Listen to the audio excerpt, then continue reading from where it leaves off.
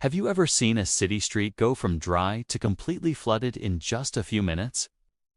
It's happening more and more, and cities are flooding faster than ever before. But the surprising reason isn't just that storms are getting stronger. It's the cities themselves. So what changed?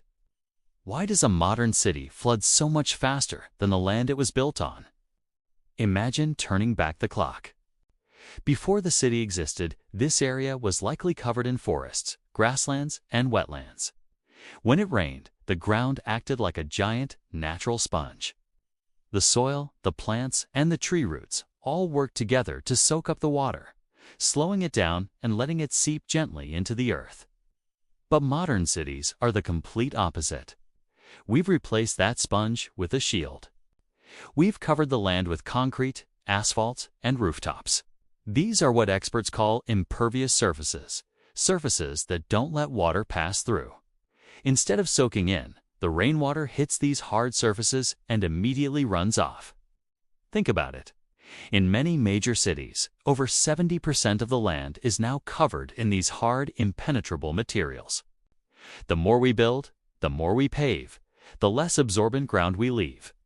This creates a domino effect. The rainwater has nowhere to go but sideways, and it moves fast.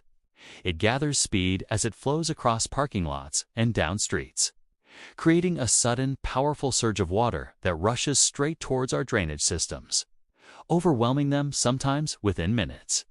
And that brings us to the next big problem: our drainage systems. Most of the storm drains and pipes underneath our cities were built decades ago, some even a century ago. They were engineered for the weather patterns and population sizes of a different era. They were never designed to handle the sheer volume of water that comes with today's intense rainfall. Nor were they built to serve cities that have grown so much larger, with millions more people and buildings blocking the natural flow of water. It's like trying to drain a swimming pool with a drinking straw. The systems get overwhelmed, they back up, and the streets turn into rivers. On top of all this, we have climate change. It's not just making storms more frequent, it's supercharging them. We're seeing more extreme rainfall events where a massive amount of water gets dumped in a very short period. Meteorologists call these cloudbursts. When this super-concentrated rain hits a city with outdated drainage and vast impervious surfaces, it's a recipe for disaster. The systems simply can't keep up with the deluge. Let's look at a real-world example. In 2020, parts of Karachi, Pakistan, were submerged in floodwater in just a matter of hours. The city was hit with record-breaking rainfall, but the disaster was made worse because storm drains were clogged with waste and natural. Water channels had been encroached upon by construction. The water had nowhere to go. And this isn't an isolated problem. Researchers are projecting that the flood risk in rapidly expanding cities, like Nepal's Kathmandu Valley, could double by the year 2050 if development continues without rethinking how we manage water. So what's the takeaway? The obvious answer might seem to be building bigger drains and more powerful pumps. But the real, long-term solution is much smarter and more elegant. It's about turning our cities back into sponges. This is the idea behind sponge cities.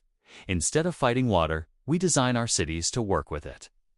This means using permeable pavements that let water soak through, creating green roofs covered in plants, and building rain gardens and bioswales along our streets.